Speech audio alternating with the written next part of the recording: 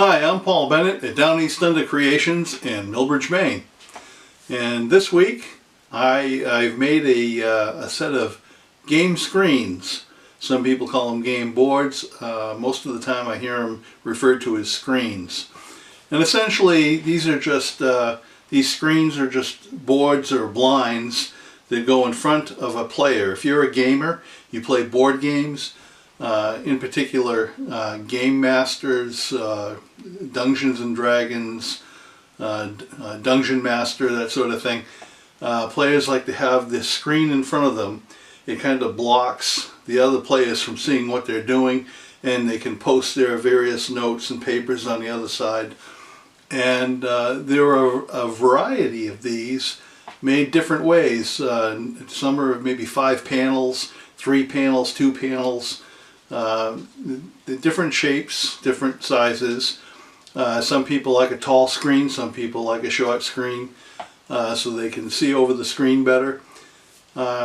This set of screens I was commissioned to make for a local person that's going to give it away as a birthday present.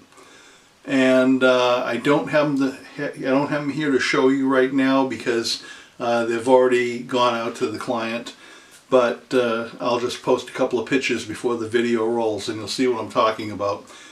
I have a free set of plans available which were drawn for conventional tools. You don't have to have a CNC machine, and you don't really need to have anything other than the normal hand tools, a few power tools you might have in your woodworking shop.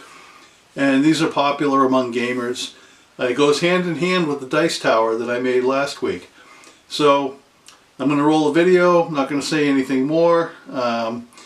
Just a shout out to Mama C, who won the 700 subscriber giveaway that I just recently posted.